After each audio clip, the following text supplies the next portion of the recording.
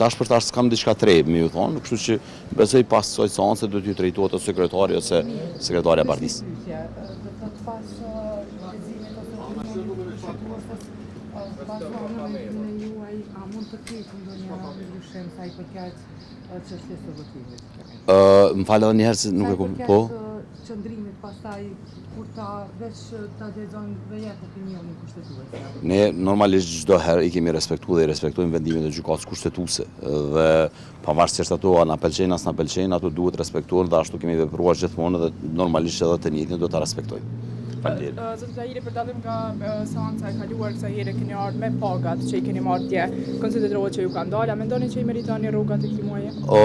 Mendoj që në radhë parë duhet me që Kosova e meriton një qeveri e cila e trajton mirëqenien dhe hallet e qytetarëve.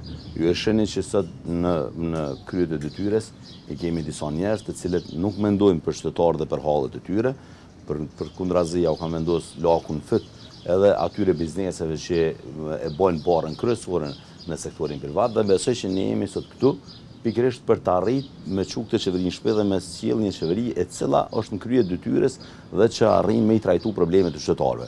Këta janë për hallet e tyre, këta janë për vëllezërit e tyre, për motrat e tyre, pra përderisa qytetarët në një anë ballafaqohen me kriza të mëdha, pra rrezikojnë 140.000 vende të punës, perspektiva në këtë vend është duke u hapur vetëm për vëllezërit dhe motrat e këshilltarëve, të ministrave, të kryeministit Kurti e kështu me radhë. Pra këtu perspektivën këtë vend sot për sot kanë familjarët e tyre, jo qytetarët e Republikës Kosovës. Po janë deputetët në krye të detyres, nëse nuk është qeveria, krejt deputetët po marrë parasysh partitë politike. Mendoj që, domethënë, ne si deputetë të partive që në opozitë kemi qenë deri atje, fakti që jemi çdo herë këtu, fakti që kundërshtojmë një qeveri që mund vije nga Albin Kurti dhe që t'i trajtoj prap hallet e vëllezërve dhe të motrave tyre, besoj që jemi në krye të detyres. Më e keqe se kjo blokadë është veç nëse arrihet me ballën e kryeministrit Kurti qeverinë.